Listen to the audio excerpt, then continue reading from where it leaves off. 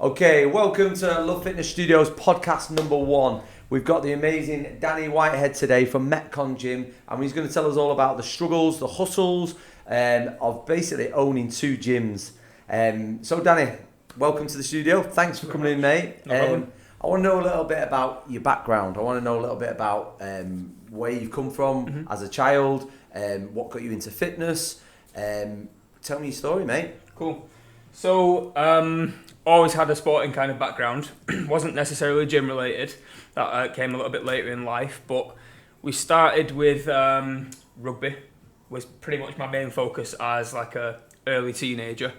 Whatever my brother was kind of into, I would get into. So a little bit of a passion for football. Quickly turned into rugby. Then it was like playing a couple games a week, training a few times a week. Realising that strength was obviously going to be an important factor, especially with the build that I had. I was always going to be a forward.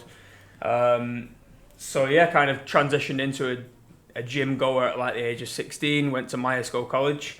I have a BTEC in rugby studies, so I spent 2 years of my life just playing rugby. Best years of my life, I must admit. The goal at that point was professional rugby in my head, so I devoted all my time to it. I went to the gym daily, if not multiple times a day, thinking that was what I had to do to succeed.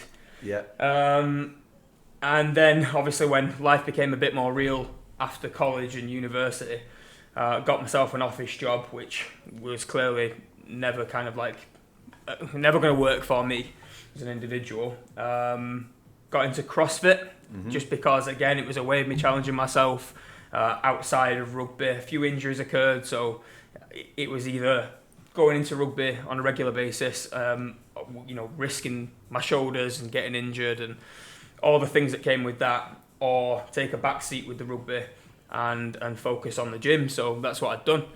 Did 2 or 3 years in various gyms, central Manchester and like surrounding areas. Just going into that CrossFit side of things, what was it about CrossFit that made you, what attracted you to CrossFit? What was it? Was it the branding? Was it the style of workouts? Was it the ethos? What was it with CrossFit? I think it's the competitive nature of it. You're not necessarily competing against others and those around you, but gives you the opportunity to take yourself to a place you couldn't really do with other styles of training.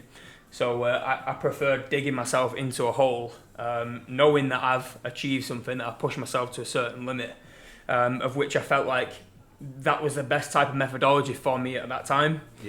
But kind of having transitioned away from CrossFit into more strength-based stuff, the injuries are lower. I can focus on my physique and the way I feel, my nutrition a little bit more.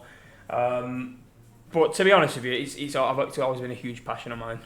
So now it's just gym at the moment. Gym. So Metcon, the name of the gym, has that come from CrossFit? Or? Yeah, pretty much. So obviously I had a passion for training CrossFit, which very quickly turned into coaching CrossFit. I managed my first muscle up on my very first CrossFit session, which most, it might take years for some people to get that kind of thing. People that don't know what muscle up, explain what a muscle up is. So a muscle up, basically, it's either on a bar or rings. You're transitioning from a hanging position on top of the bar and finishing in, fully extended position. So, I kind of felt like I was pretty good at it. So, that was, I don't know, my main focus at the time. And then, Did you compete at CrossFit? I've done a few competitions. I've done like the Rainhill trials. I've done a few in-house things. Yeah. Never been the best at conditioning style stuff, but the weightlifting stuff is more of my forte. So complexes and heavy cleans and snatches and stuff. Yeah. But I mean, with CrossFit, there are different areas that you kind of have to focus on. You're never going to be the best at everything, but there are the odd things. So when it comes to conditioning, you call a CrossFit workout a Metcon. So that's the abbreviated name for metabolic conditioning. And basically most personal training clients, they're after getting fitter, they're after losing body weight. You know what I mean? Yes, there are clients that want to get stronger and bulk up and that kind of thing, but more often than not, it's fitness related. So that's kind of where the Metcon came from. Sweet. So you're doing your CrossFit. What made you want to make the jump? Were you working in the office at this time when you were doing your CrossFit? Pretty much, yeah. So What was you wanting to make that jump to say, you know what, I need to do this myself? What was going on in your head? Well, I think from like 3 or 4 years of rugby and all that kind of stuff, going straight into the office situation where I would try my hardest to like get a good workout in, you know, after a full day in the office. I would then it wasn't enough for me. Do you know what I mean? So what was going on in your head, like to say that I need to literally stop training at CrossFit, I need to do this by my own. Right. And when you set up, did you want to set up just a CrossFit gym, or was it, you know, I need to do my own sort of style of stuff? Yeah. I think there was a certain day, I kind of remember it to be honest, where I looked at myself and my physique, like I felt like my work pants were tight. Do you know what I mean? Okay. I did not look, I was in no fit shape. Do you know what I mean? And that's something that I wasn't really used to. So I think there was a certain point where I was like, whoa, like, why has this transition happened? How am I now doing? You know, it's like a role reversal. Okay. So there was a certain day where I was like, I can't do this anymore. Like, I'm gonna have to make a bit of a change. So I didn't just straight away go into opening my own facility. Yeah. I was working out of central Manchester and a couple of other CrossFit gyms. Right. And it was at that point where I was, you know, quite like spreading myself quite thin. I'd be traveling 30 minutes to an hour to a certain facility. Yeah. Hosting like a 1 hour session and doing the same thing back and going finding another. So the money wasn't great. The travel was really high, and I needed to obviously establish myself as a brand. So as soon as I found the first unit that was, you know, close to where I lived, I just jumped on that opportunity. Did you? So did you quit the day job? Yeah, I quit it. Yeah. So at the time, I was probably earning about $700 a month from CrossFit gyms. Okay. So I'd left the office job and the security for that essentially. What age was you? About 19. That's a big jump, innit? Yeah, so obviously my responsibilities were quite high. My outgoings had increased since like college times and whatnot, but I felt like I had no choice. Yeah. Like I couldn't have it. My life wouldn't have been kind of worth living. I had to be involved in the fitness industry in some way or another. So getting myself out of an office job, devoting time to my own training and getting myself back into a certain like frame of mind and physique, like you are your own brand, aren't you? So and I think that's one of the biggest lessons really. I mean, I know people in the same industry and you are your brand. If you work in 10 hours a day and you don't devote the time to your own growth and your own like physique and well-being, you know, people don't want a personal trainer that's out of shape. A really, really good point, that massive point. I was listening to something with the guy who's just rebranded our business, and he was explaining to me a brand, all the brand is your reputation. So do you know what I mean? So you wear that badge with your reputation. Yeah, and definitely. It shows a lot, doesn't it? It shows a lot, and you're doing that absolutely amazing, building that brand up. Thank you very much. So going back to them, because I love the whole hustle, I love the whole mindset side of things. So you decided, I want to get this gym. You found a location. How did you find that location? I want to reach out to people that might be stuck in a day job or personal trainers that are thinking, I need to do this myself. Yeah, sure. Do you know what I mean? You get to that stage in your life, whereas I come from working from David Lloyd. I worked at Fitness First in Brixton in London, and then I went to work for the flagship David Lloyd, and I worked there for 7 years. I had the best time of my life there. But when I came back to Manchester, because my dad passed away and my mum needed a bit of support, so I moved back to Manchester. The thought of me going back working for someone else, because it wasn't probably the flagship David Lloyd, I was going to look at maybe Trafford, and there's nothing wrong with these other David Lloyds. It's just got to that stage in my life where I thought to myself, I need to now do this myself, and I need to figure it out. I didn't think, do you know what I mean? I need a coach, a business coach. I just had to figure it out. So you're there, finished CrossFit, or thinking I need to find my own place. How did you find the place? What made you make that jump and never turn back? What was going on in your head? Right. So, in terms of finding the space, obviously I knew what kind of size that I was looking for. Anything like below 2,000 square feet of open space, you're going to really struggle. Obviously depending on what your industry is. If you're a one-to-one coach, you could probably go a little bit less than that. But coming from the CrossFit background, yes, there's one-to-ones, but small group training was a bit of a priority, because obviously one-to-ones, you're limited in terms of what you can make. Of course. Put 10 people in a room and all of a sudden, you're doubling your potential income. Yeah. So that's probably the first thing, making sure that you're not shooting yourself in the foot too soon. So finding the space. If you were to ask, myself or Matt at the time, the unit that we found was kind of like water all over the floors. There was blue walls. Love it. Cobwebs everywhere. That's the hustle. It was horrific. It really, really was. Dirty. However, I could see it straight away, and I'll share some of those pictures with you because it is definitely. In terms of where we are now, it's quite funny. Back to that mindset, I think you need that entrepreneur sort of vision when you go into these units and think, like most people look at that going, this is an absolute dive, get me out of it as quick as you can. Whereas someone that's got that mindset of thinking, I can actually turn this into something special. Yeah, definitely. Do you know what I mean? I don't think you can teach that. Do you know what I mean? I think you've got that vision of like, I think the mistake that a lot of personal trainers do, they think too small. So they'll get themselves into a small studio with no potential growth. Which, when we set up the hub, we had rooms on rooms on rooms that I could always build. So definitely. We started off very small. We started off 1,000 square foot with a boxing ring. Started off in the garage before that, which was literally a tiny little garage, and just started gathering clients, mates. Building it up, and then from there we moved into a tiny unit. But I knew that if I could make this business grow, I could turn the back room into a spinning room. I could turn the other room into a weights room. Definitely. Do you know what I mean? They're the best kind of stories. 100%. They are, and that's I miss that sometimes. Do you know what I mean? For me, I love building businesses. I love building brands. I love that. And one of the main reasons why I got rid of the gym, we've been there nearly 9 years. I lost that drive to wanting to push. I feel like I took the hub as far as I could. Right, okay. Do you know what I mean? I felt like I needed that fire in my belly again, and I've got it. I wake up now every morning with such a spring in my step that I'm like, right, let's go. Yeah, definitely. And I think you need that. Do you know what I mean? So back to that, you found the place. It's an absolute dive. Who's your mate that you're talking about? So basically, Matt, who still works at Metcon, has done from day one. Yeah. Basically, he worked in the hospital. He works on a reception desk. Right. And I personal trained him. That's how I met him. He was a client.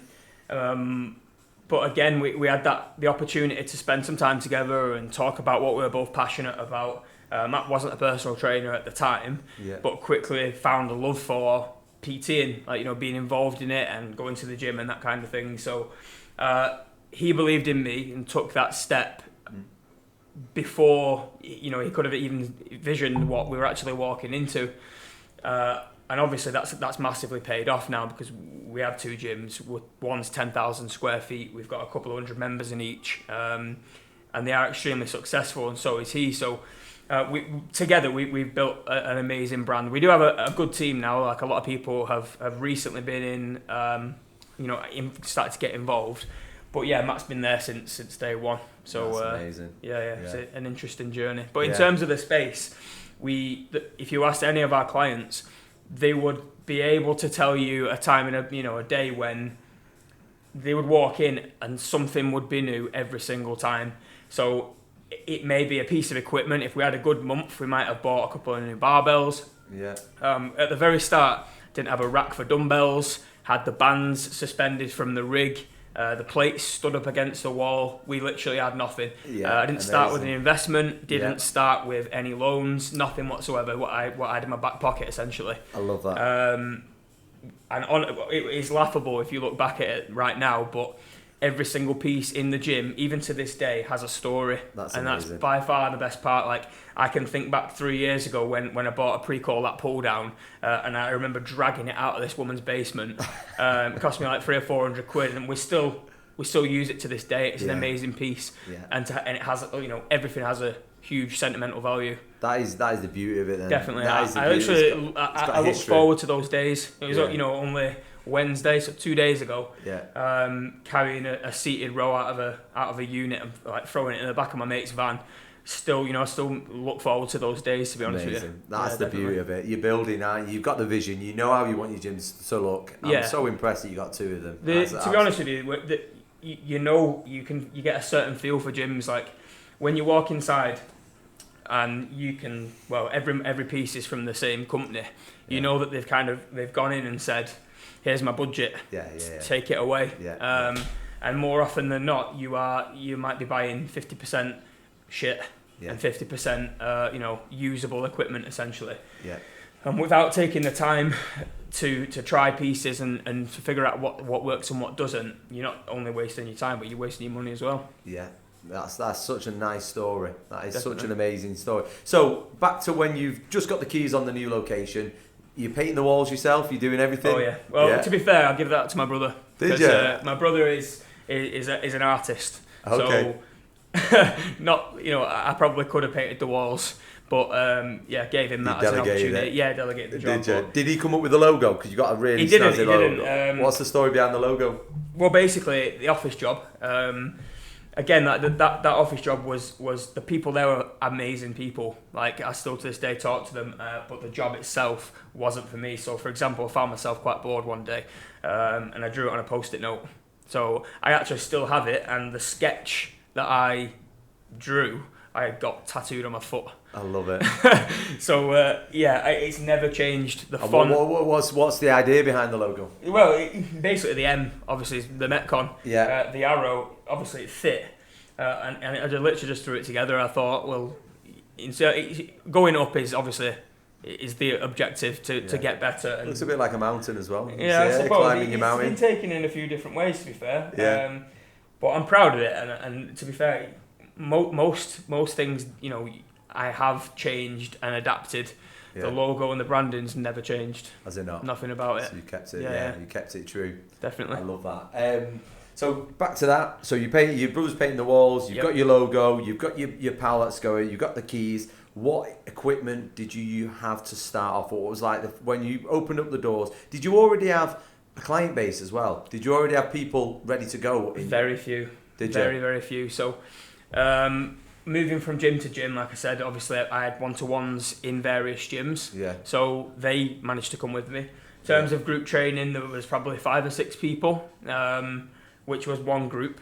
And I'll be brutally honest, like I would put an Instagram post out saying the class is fully booked. And I can tell you now it wasn't. Yeah. Do you know what I mean? But at the end of the day, it is business. And we're now at the point where we've got 20 people in a group. So the service that we have... to be fair, the group training is still very similar. We program it a similar way. It's it yields good results. You don't need to reinvent the wheel, do you? No, exactly. It works. So and we did that back in the day, and even now we still, in terms of like strength and fitness programs, run it very similar to when we started. Amazing. So equipment, what did you have? Right. Day one. Again, I'll tell you the truth about it. So I applied for a flood defence grant. Okay. Because the unit flooded. Okay. And I got the grant. So I bought a rack, which was equipment suspension. Yeah. So I put my stuff up on it, so I had pull-up bars. I bought a couple of, I think the company's called Ivinco, potentially the cheapest brand you could possibly buy. Yeah. I've got some stuff off like Muscle Finesse and eBay. So we started off with a couple sets of dumbbells, nothing too heavy. Yeah. 2 barbells, which I still have. No way. They make the worst noises when you're lifting with them. But again, tell a story, and I wouldn't have it any other way. We bought resistance bands because whatever you can do on a cable crossover machine, you can do with a set of bands. Done it all, mate. Exactly. Yeah. And you know what? Like, there's nothing better than going back to a pair of 10 kilo. I did it yesterday. A pair of 10 kilo dumbbells and a purple resistance band and doing a workout. 100%. You might get a good pump with them resistance bands. So you might have a 2.5. I bought a 2.5 grand rack not that long ago. Yeah. And what you can do on that rack, you can do with a band. Yeah. You know what I mean? So that's where we started, and that's basically it. If I'm honest, everything was sat on the floor. Yeah. I didn't have enough money to buy storage devices essentially for the equipment. Yeah. And from then until now, obviously it's on a different scale now. But if I'd got 2 new clients in for group training, and let's say it was 120 quid, I would go and buy 2 weight trees. Yeah. And then the next month I'd do something else, and then the next month. So everything just goes. It's very similar to what we did with the hub. Yeah. We had an old boy, John. He's out of the game now, but he had a unit not far from us. He was a steel man, very old school, very old school. And I got him to make us squat racks. I got him to make us prowlers. And mate, he just like, give me a tenner for that. He must have had about £100 worth, but still, we sorted him out. But we got him to make. So I would go to your Watsons, or I'd go to your all your big companies and think, I need one of them making, and I'll take him a drawing, a picture, and that's how we started on that. We had a Body Max power rack, which was literally about £200. I remember staying up on a Saturday night building this power rack. Well, my missus was at home, we didn't have any kids at the time. I was there till about 2 o'clock in the morning building this dead cheap aluminium, nasty that thing that literally you could push it over. Yeah, of course. But you're dead proud of it, do you know what I mean? I couldn't sleep that night because I had this so-called power rack. Do you know what I mean? Do you know what I mean? And that them days for me are the best. And then we started, as you start getting more and more clients, we started buying better stuff. We started to buy some Watson stuff, and do you know what I mean? It's just a whole vision of how you want your gym to look and how you want it to feel, which is amazing. So you started off with not a lot of people. How did you market then? How did you get the word out there? Did you go and pay for marketing? Did you pay for marketing? Nothing at all. So I went in quite blind at the start of business. Yes, I was like into YouTube and listening to the odd like audio book and stuff like that, but I didn't know what I was doing or how I was going to do it. So it was definitely trial and error. And when in terms of marketing, the best thing is word of mouth, isn't it? 100%. And our service has never, like I said, never changed, and it's always been of a pretty high quality. So the coaches, like, even now, we have training days, we spend time together, we make sure that we're all on the same page. Yeah. Word of mouth was number one. Yeah. We had a couple of people from Whitworth coming in, which is where the gym is, obviously. Whitworth, right? Okay. Yeah. Where's Whitworth? Rochdale. Okay. Yeah, that's where the big gym is. Yeah. We had a few people like locals and stuff, and I would push it to them. I'd say, do you know is your brother interested? Are your mates interested? The odd person would come in, and it was really, really, really slow. I remember having a PlayStation 3 and playing Grand Theft Auto in the middle of the day with Matt, thinking, what the fuck are we gonna do? Yeah. And there was days like that, and days when you were that close to giving up. 100%. But yes, persistence and just not wanting to fail. You're not letting yourself fail. We got enough people in a group. Let's say we had 6. We had a really small space. Then we'd add another group on, and we'd market it as in social media marketing. Yeah. We'd say because this group is at full capacity, might have been 6 people. Yeah. We've decided to put this one on. So we did a couple of offers, like a January offer, which was 6 a.m. sessions. Got 10 people booked onto that, just through relentlessly posting it on social media. And every single inquiry, I would literally jump on the opportunity. Not only just kind of respond via a text message or whatever, but just trying to grab that mobile number. Like if somebody inquires, the very first thing I do, like within a matter of minutes, is ask for the mobile number. Yeah. If they don't send you the number, they were never interested. Yeah. If they send you the contact information, you then have the opportunity to speak to them, understand what their goals are, and then offer your service. Like, yes, you're trying to sell a service, but at the same time, if that's your only opportunity, if that's your only thing, someone's going to recognise that. Yeah. Whereas for me, I would answer the phone. It's Danny from Metcon. We have a few different services available, but I need to better understand your goals before I point you in that direction. Amazing. So, and then obviously, let's say I want to lose weight. Okay, great. We've got 3 group sessions on Monday, Wednesday, Friday. It's currently £60 a month. We offer nutritional advice with that, daily support. Can I get you booked in on Monday? Yeah. And then all of a sudden, you've not given them a bunch of options. You've not said, maybe pop down next week. You're scheduling that person in, and then they feel obligated to show up. Yeah. So that's pretty much sales 101. If you need to sell your service, don't beat around the bush. Yeah. If you sound like you're not confident in it, you're probably not going to sell it.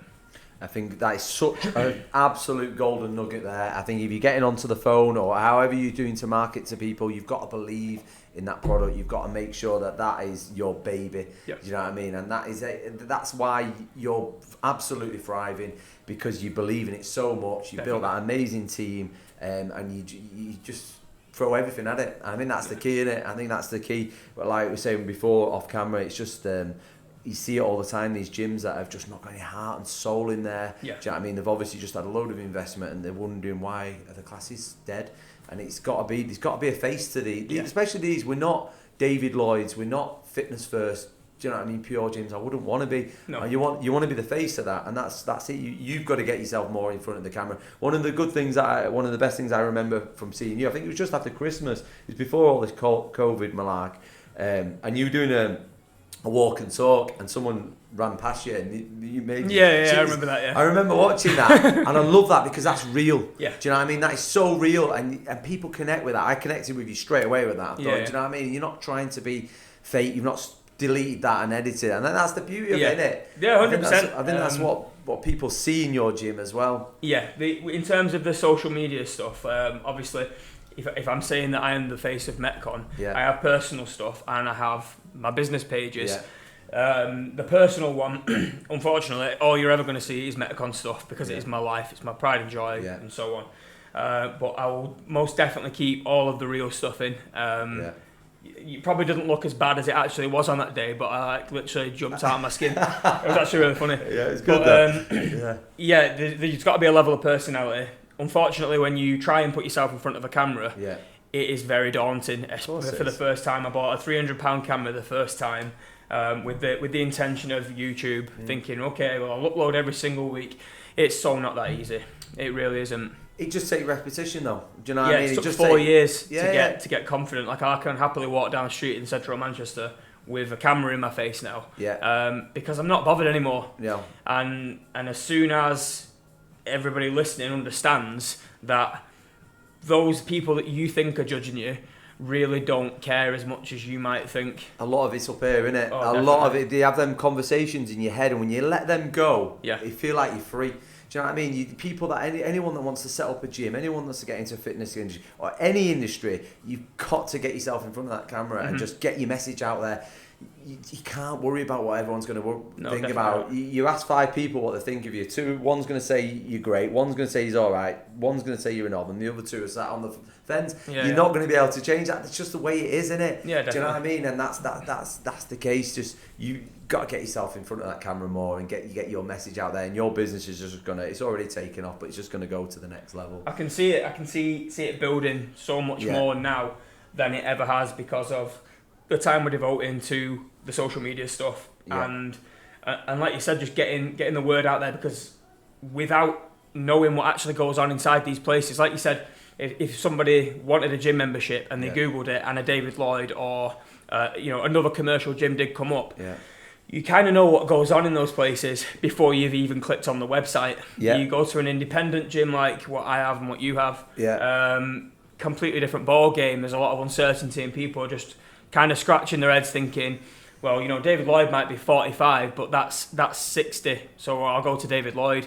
You've got to understand, like, without giving the relevant information, the majority are probably going to, go toward the commercial one because it's comfortable, safer option. Yeah, I see that. And I guarantee there'll be, The difference, and I've worked for David Lloyd, I've worked for these big chains. The difference with what I had and what you've got is they've not, like, you can spend thousands on marketing, but they haven't got a Danny Whitehead there. Do you know what I mean? And that's the difference. Yeah, personally. Do you know what I mean? And that's the difference. Like, I was watching Coach Jay, who's over in the States, and he was saying, I've got all these Berries boot camps, F45s, all on my doorstep, but they haven't got me, and I will out hustle anyone. And that's that's the key. That is the key on these things, because you'll be the one that's up early straight away thinking, right, I need to do this, I need to change that, I need to build the business. Do you know what I mean? It's a different mindset in it when you're that entrepreneur and you're thinking the way you've got to make this work. If you're working for someone else, it's like, I can always find another job somewhere else. Do you know what I mean? Not everyone's going to think the same as that, but I just feel like the heartbeat and the soul of these independent gyms are what it's at, and that's where the magic is with the fitness side, in my eyes. We actually, every single day, like whether I'm inside the gym or I'm outside of the gym, I am working. That's no kind of cliche. I'm not trying to act like someone that I'm not. As soon as I wake up, I know for a fact I responded to some messages at 3:30 this morning. I was hot. I woke up. I had inquiries and various other messages from the previous night. I did it like just off the top of my head.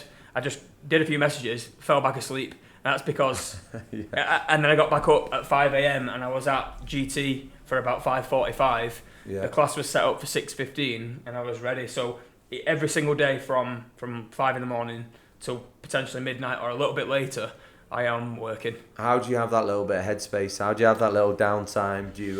It's changed recently. So post-COVID, decided to step away from personal training. Okay. So we've got a few hundred members. Yeah. And they are my priority. So we did have a group training gym. Now we have an actual gym. So we've got 30 pieces, resistance machines, of which people, that is, in terms of that business model, all that they require is good equipment, a clean facility, make sure that there's staff on the desk, good music on, and people show up to train. It doesn't require me to be there. So that was the biggest thing. So, if I can take it to if I can get another 100 members in, away from, and all I'm doing is devoting my time to them, that side of the gym's always going to grow, and I physically don't have to be there in order for that to progress. Cool. So less one-to-ones. Doing 8 to 10 hours a day was physically, emotionally, draining. It was horrific because I was trying to do all the stuff I'm doing now around that. And that's not realistic. That's the problem, innit? Yeah. I think that's the problem. We made that big shift about 2 years into the gym of going from more boot camps of only opening up when the boot camp was to opening up as a full gym. That's a hard transition. It's a very hard transition because you've either got to pay for someone to sit there all day when no one walks through the door. Exactly. Very frustrating. Or you've got to be sat there yourself all day and you just start to hate the job. And that was really tough for us because we had a lot of competition around the corner, a lot of bodybuilding gyms. We sort of we had our circuit classes, we had some good equipment, we had the spinning on the go, but we weren't a David, we weren't a Total Fitness, we weren't a Dynamics, do you know what I mean? If people wanted bodybuilding, to go to them sort of areas. Sure. So it's a really tough one, that. How did you make that did you start off with a gym open all day from 6 in the morning till 9 at night, or did you? Well, I knew that the problem obviously that you had faced, I knew that was going to happen. Yeah. So once again, I have multiple people that work in the gym as personal trainers. Most personal trainers pay rent to use a facility. So in terms of the PTs that we have at the moment do a couple of groups, and they're also available inside the gym as and when they're needed. So we have a bit of a schedule worked out between us. That's good. But like I said, my time is now devoted to the business. Yeah. So for example, if Joe, Matt, Olivia, Adam or Mia or Natalie, the more hours they have inside the gym, the more money that they potentially earn, the more money I would earn, but the more time the gym's open. So if we've got multiple people working inside the facility and we're more than capable of managing the current numbers, let's say we get to 500 in the near future, I will most definitely have somebody working on the desk regardless from start to finish. Yeah. But we're talking about scaling an independent business, and nobody has, unless they're being funded, the money to just splash it on somebody to sit there. So I have a 16-year-old lad, Lewis, great kid, when someone's worth spending time with. Of course.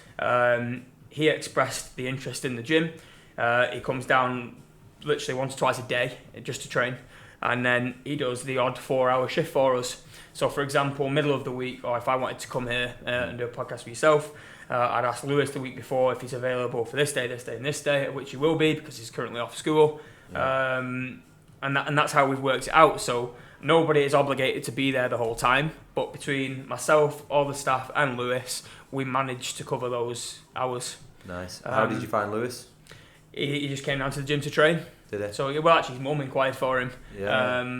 And just said Lewis is doing chin-ups, he's doing push-ups, he's doing sit-ups in his bedroom, he's got no idea what he's doing. Can he come down? So I was like, well, of course, we're legally able to train anybody 15 and above. He was 15 at the time, and he fit in perfectly. Nice. So he walks into the gym, sits behind the desk when he's not working, says hello to the members when they walk in. An amazing guy to have on the team. Brilliant. Personal training in the making. I think so, potentially. he loves being inside the gym, so I wouldn't put it past him. So personal trainers out there that are thinking about setting up their own gym, if you could sort of go back to the beginning, what would you have done different? Is there anything you would have done different? Is there anything you've learned through these? How many years have you had the gym? It's 3.5 now, just over 3.5 years. 3.5 years. So anything you've learned that over the last 3.5 years that, I would have done this a bit different? Anything? Yeah, definitely. I think, unfortunately, everybody has to go through those challenging times. Yeah. If you're not resilient, and if you don't have, the patience, you probably will give up in those challenging times. Going through those make you into a much tougher businessman or woman. So deal with them when they come. Understanding that when a problem occurs, that your main focus is finding a solution. Yeah. So majority of people that don't have a similar mindset, or they're not focused on their businesses or don't have their own, won't look at it in this way. They'd rather think of excuses and reasons rather than solutions. So in other words, if you are taking your own facility or looking to transition out of something, you have to basically figure out what it is at the core and then work away from there. So finding solutions straight away and then moving on to the next thing. Yeah. Do you know what I mean? But in terms of what I would have done differently, like right now I have the ability to market my gym properly. I have had lessons on Final Cut and all these other things, invested my time and money into the things that I definitely wasn't able to at the very start of my business. Right. So I think understanding the importance of certain things, like your social presence, you might not be able to do a Facebook ad, but with a £49 app that I've downloaded, you're able to create images that are, you'd pay a couple £100 for each one. You know what I mean? But then they're really not that challenging, and it's understanding like what you have to produce, figuring out how you're going to get there, which again is finding the solution, and going with it from there. Like you have got to devote all of your time to one thing. As soon as if you've got one thing and you can put, let's say we're talking out of 10, you can put 10 into that. Mm-hmm. You try and deal with 10 things and you only have the ability to put one in. So in terms of the speed of completion would be significantly lower. So prioritising is probably is key. Definitely, and that's what I've had to learn the hard way as well. Do you schedule your weeks out now? So you get some Monday morning, right? I've got X, Y, Z to do. How do you plan your weeks? Because obviously you're a busy guy. So I know that my busiest times are in the evenings, and when I say evenings, we're probably talking. If I'm not if I am coaching, I finish at 9 p.m. For most people, that is a late work day. Yeah. I'll probably work till 2 or 3 that day in the morning because I'm kind of zoned in. I know what I need to work on. I'm wide awake. I'm ready for it. I've done all the things that I've had to do in the day, dealt with any issues, and then I'll have a list. So for example, I need to create some content for the Metcon page in particular. So I'll write my list down. I'll already have the images from earlier that day. I'll edit them. I'll schedule the posts and I'll do it that way. So yeah, in terms of my time, I only coach Monday, Tuesday evenings now. Yeah. Whereas before it was literally 6 a.m. till 9 p.m, Monday to Friday. Yeah. Saturday, Sunday I'd do hours as well. Yeah. And yeah, like I said, I wasn't in any fit position to be the face of my brand. Yeah. I think the energy at the time. Well, you've pulled through that because a lot of people would fail at that sort of area because you realise that it's not all. I think people get into the fitness industry, personal training especially, thinking, I'm just going to be training loads of fit birds or whatever. I'm going to get paid 50 quid an hour. Yeah. And then when they realise I've got to be up at 5 a.m. to train 2 clients and I've got nothing all day and then I've got to do 2 at 8 o'clock at night, 9 o'clock at night. Do you know what I mean? The reality, I think the average life for a personal trainer is about 7 months. Right. Do you know what I mean? And that's, I mean, when I've been a personal trainer for 15 years now. When I literally, there was 1 or 2 PTs about when I got going. That's why I moved to London. There was no work around here, so we moved to London, me and my pal, and we went to learn our craft. The beauty of it then, I had no children, I had no ties, we would go off and learn all the time. I think that's where a lot of personal trainers struggle now, is they're not carrying on learning. They get the qualification, which they can get over the internet now. I was going to UP, learning from Phil Learning. I was going to London Kettlebells, going to CrossFit. Do you know what I mean? You've got to keep that, especially that early stage. When you get qualified, to get over that 7 months, you've got to think, you know what, I need to go and learn from the best. Whatever your space is, whatever your speciality, if it's suspension training, if it's bodybuilding, if you go and learn from the best. And I think that keeps that fire in your belly. And then when you go back on the PT floor, or if you can preach what you've learned over the weekend. And that for me was the beauty of being a PT at the early stages. Well, when you're a personal trainer, you have to, if that is your goal, to become the best personal trainer, because I'm assuming that most personal trainers that are self-employed want to do that. Being content and being focused on like you said, your service and getting better every single day should be the priority. Definitely. So if you are a one-to-one coach, your main focus has to be one-to-one coaching. How are you going to provide a better service to your clients, current clients or potential clients? Because obviously if you want to scale up, you want the 40 hours a week at 30 quid an hour, whatever it might be, you're not going to get there if you're not learning on your downtime, essentially. So I have this conversation with my personal trainers all the time in both facilities. Let's say you've scheduled 8 hours in. I did this for years and years and years. You schedule 8 hours in. You cannot be thinking about rugby training at the night. You can't be thinking about the date you're going to go on the following day. You have to be focused on the 8 hours of coaching. Who is in this hour, giving them the best service. And nothing else. Because the amount of times I would have gone to work thinking, right, well, okay, I've got 8 hours of one-to-one coaching, but my group training is lagging, so how am I going to get there? What am I going to do? Or something that isn't gym related, and you just start worrying. That's not prioritizing. You're not going to get very far unless you break it down. You nail those hours, so every single person leaves like more than satisfied with the money they spent on you. And then obviously if your plan is to become a group training coach or a gym owner, then your priorities have to change, hence the reason I stepped away from one-to-one coaching. Yeah, definitely. I think that is such an important point, and I remember learning that when I was at college. Doug, our instructor, was saying, doesn't matter if you've had a really bad day or if you've had anything, you need to have that conversation in your head, look at yourself in the mirror, and you need to put your best version on yourself for your first client all the way to the end. And I've seen it. Do you know what I mean? I've seen it. Clients come to you because that's their happy place. They want to be mates with you. They want to get to know you. They don't want you coming moaning and bitching about everyone 100%. Else. Do you know what I mean? And that is where a lot of PTs get it wrong as well. Definitely. Like literally, they're coming because that's their release. They're coming to train with you for a release. They don't hear about what's going on with a girl you last met. Definitely. Do you know what I mean? And I think that's so important. I luckily I've not come across many, but I have come across a few bad personal trainers racking up late for clients. Unacceptable. Do you know what I mean? It is unacceptable. I completely agree with you. But again, like with you as a personal trainer, like you are there for them. Not for yourself, but you are there for them in that moment. So yes, you might get that block booking. You might have made a couple £100 off that individual. But once again, you will have set realistic goals with that person at the very start. That's what you need to adhere to, and you need to figure out how you're going to get there, and then forget about everything else. Like I said, you don't even necessarily want to be asking this person about what they're doing the following night or on the weekend. They're there for a reason. They're there to get results, aren't they? Exactly. They're there to get a good session, and that's back to that. If you're bringing something more to the table, more knowledge that you've learned from going off on these courses or sat there, there's so much.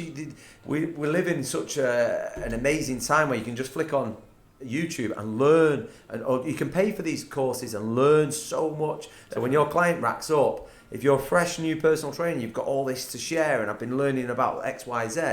That is just going to put so much more value on there. Definitely. And that's the key, I think, as a young personal trainer, to fall in love with the game. Do you know what I mean? You've got to fall. Same in with love any industry, isn't it? Like whatever you're involved in, you have to be in love with what you're doing. And if you're not, you're probably gonna show it.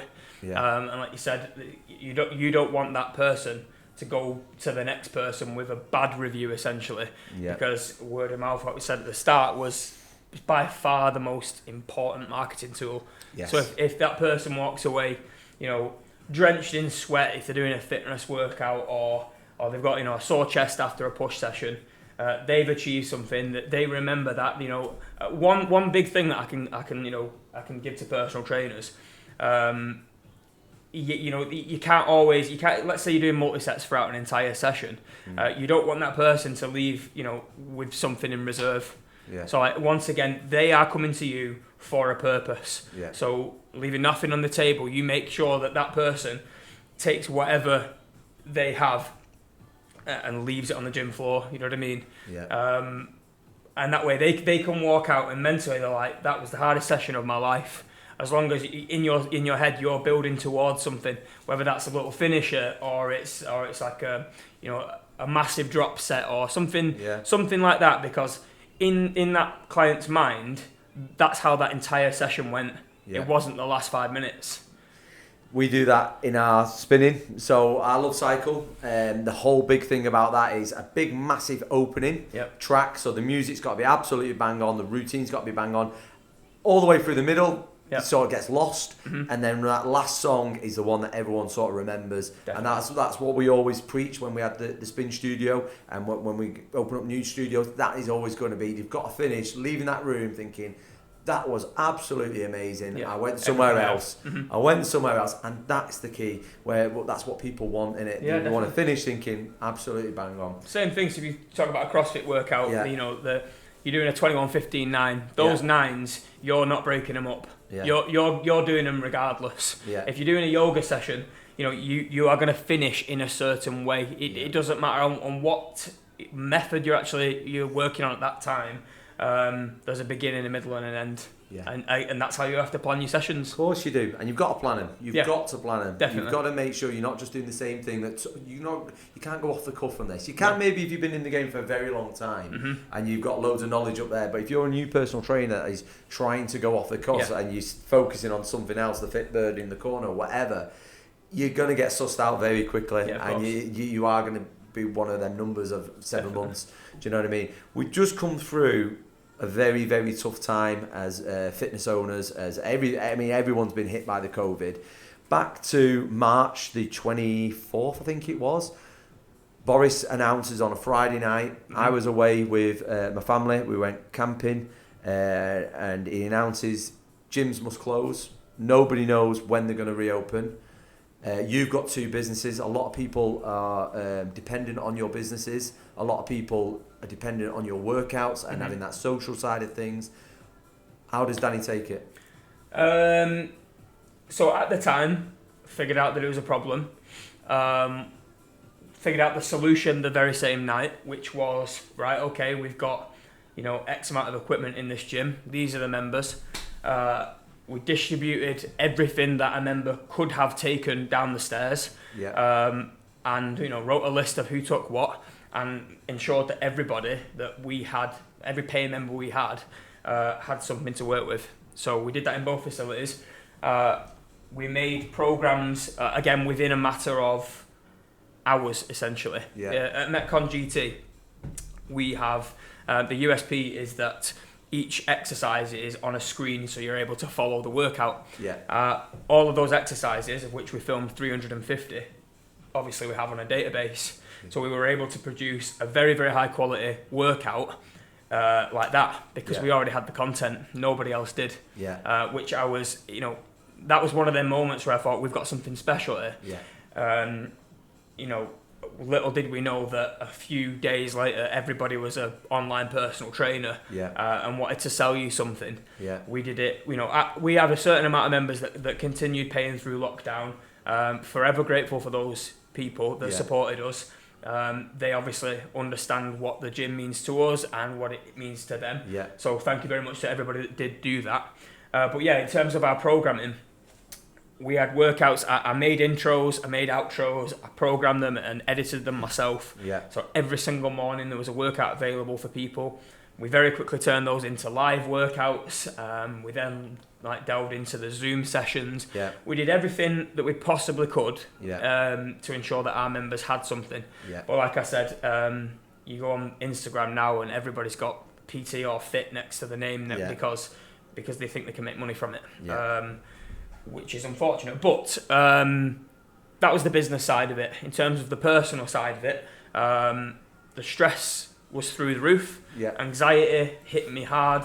I burnt a lot of relationships, families, friends and girlfriends, and I was left with nothing at a certain point, and that's massive. My own issue. I didn't have a purpose. I didn't have a reason to get up at 5 a.m. Didn't have, I could do a couple of hours work in the morning, speak to some clients where I could to try and maintain those relationships, but that was it. So I'd moved out of my parents' house before this had happened, and felt like I was in prison. Literally felt like I was in prison because my lifestyle was 24/7 as fast as possible to absolutely nothing, and I was ruined as a broken man. So got into a very bad situation. Thought on a certain day that if I hadn't gone to my parents, it probably would have ended, and that is the truth. Wow. And a 25-year-old 100-kilo man crying his eyes out because had no life left, and no kind of idea as to when it would resume. But having gone and done that and feeling numb for a couple of weeks, I know loads of people that were in a similar situation to me. I'm not saying that it's special. In the bodybuilding industry, Luke Sandow, he died through lockdown, committed suicide. Yeah, and that's, as far as I know, that's due to the amount of time he had in his own head. And when that had happened, when you hear it, I'd never met him, but when you hear it, you think about it and think like, he's one of the best in the world, but couldn't manage his own thoughts. And unfortunately, I overthink absolutely everything that happens in my life or around my life, probably to a pretty serious degree. I'm not able to just push things aside; they're always sat there. So very bad place. Got myself out of that. I tried to train in my gym in Rochdale. Had phone calls off residents saying, "I know you're in your gym. I've rang the police." I've had that. We had that. Councillors showing up with body cameras on, trying to catch us out. About halfway through lockdown, we managed to get our extension back on track.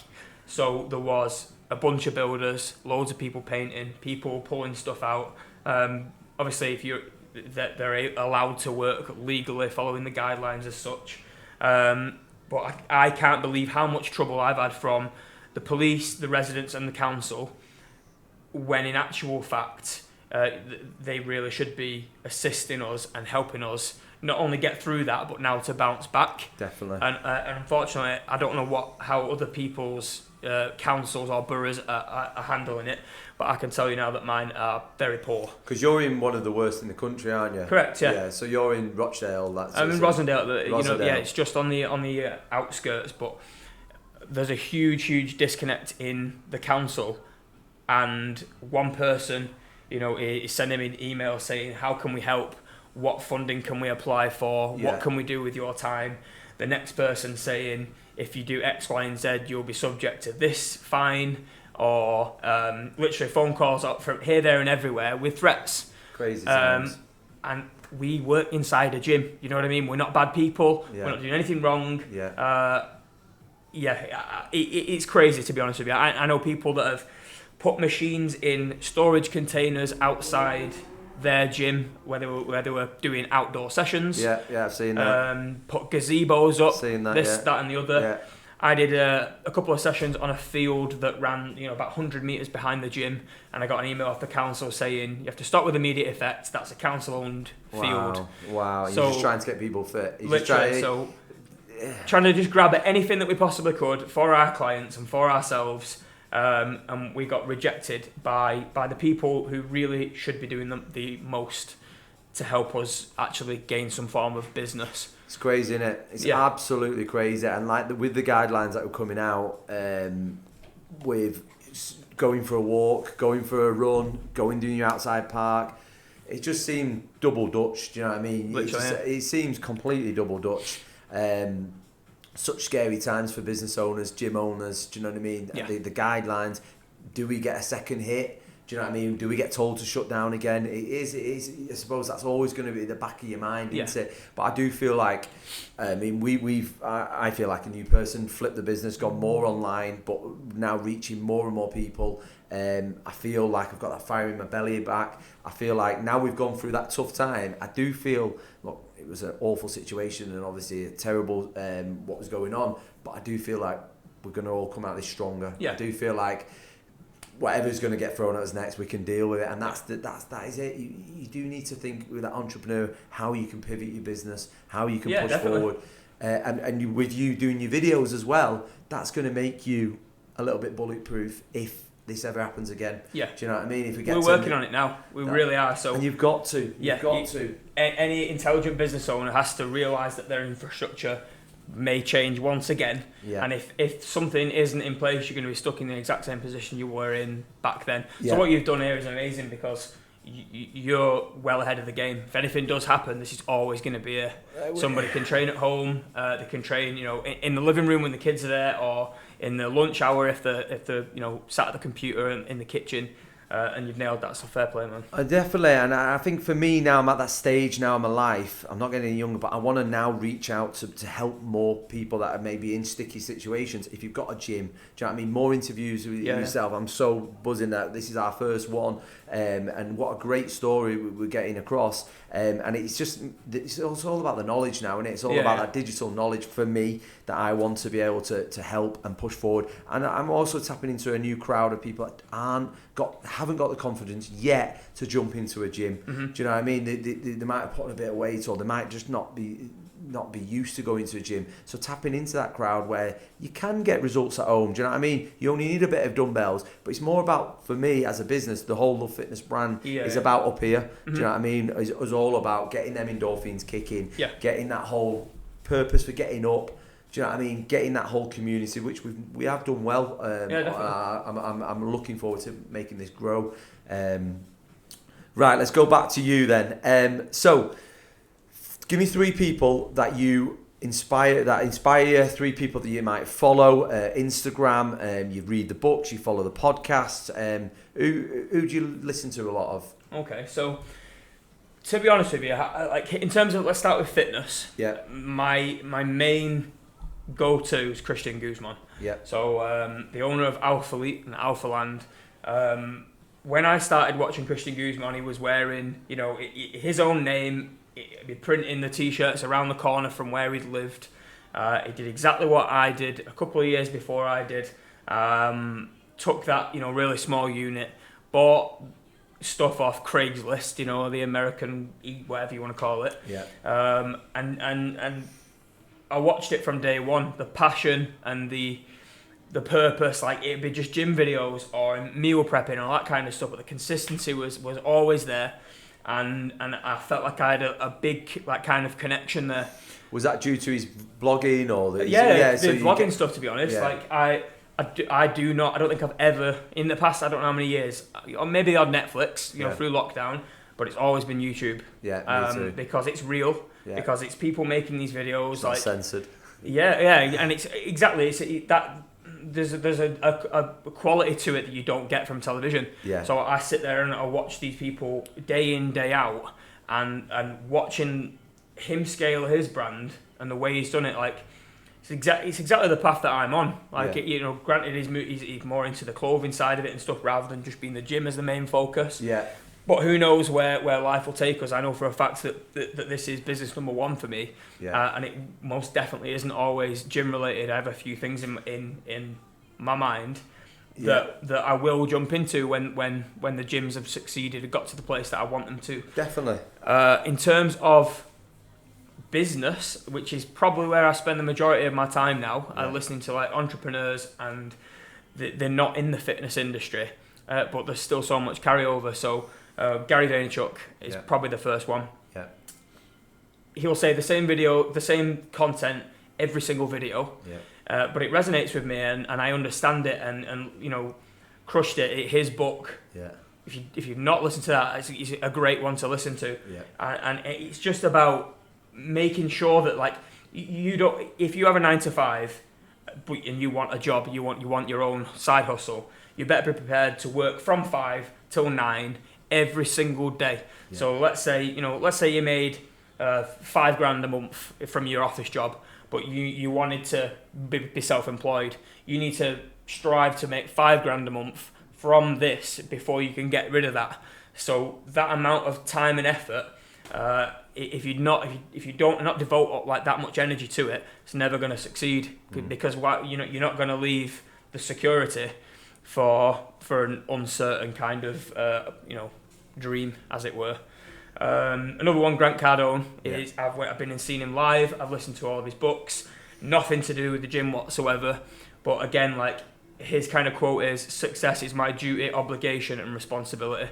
And I live by that, because my slogan is committed to success. It's tattooed on my skin. It's written on my gym walls, and that's because I'm truly committed to success. Yeah, it's your mantra. In whatever way that may be. Like at the minute, it is gym related, and I want every personal trainer at Metcon to be a huge success, living their dream life. I want every member in that gym to not only achieve those goals, but love the process. And I get satisfaction from knowing that every single person, and we're talking in the hundreds, is satisfied with our service. So right now that is it. So I'll sit on the computer for hours on end, whereas, like I said, with the office job, I hated doing that. Now I'm doing it for myself. The list never ends. I'm not sat looking for jobs. If I'm at home, I'm working. If I'm at the gym, I'm working. If I'm in Manchester, I'm still doing inquiries, whatever it might be. 100 voice notes a day. People are probably sick of my voice. It's a game changer, though, the voice notes. 100%. It's a lot more real. A lot more real. And I'm not doing it for any other reason other than the fact that I don't physically have the time to type all day long. Have you used what's the app called? Is it Voxer? It's like a walkie-talkie. Right. So you can walkie-talkie to each other. Yeah, that's a good one. Send a little notes. Yeah. So I'll if you so that's good. No, so all these, I think that's the case now in this now where we live. There's so many great apps out there. There's so, like you're talking about the digital Facebook app that you're using. What cost you, 46 quid? 49 quid. Yeah. It's a publisher. And you could probably do that on Keynote on your Mac or on some kind of app on a normal computer. But it's higher quality, and you're able to produce what you want. I can use my font, and there's a lot more consistency there.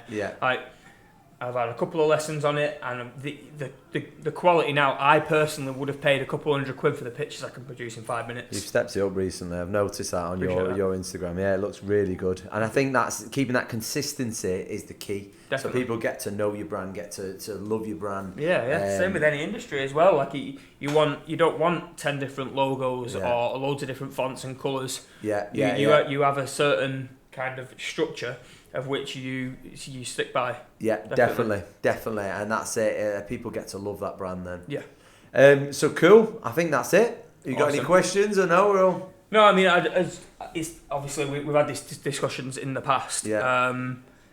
But I love this opportunity and the fact that we can open up about past experiences. So I appreciate the invite, and I look forward to doing another one. Definitely. Brilliant. Thank you very much, mate. No problem. Awesome. Thank you. Perfect. Man.